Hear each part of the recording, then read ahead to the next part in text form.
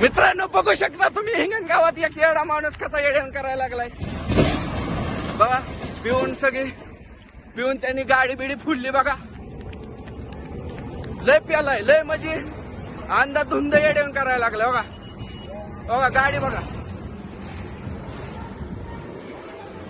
हे बघा लय 10-15 बघा हे बघा लय प्यालाय लय म्हणजे हे बघा हे बघा लय म्हणजे इतका प्यालाय ना.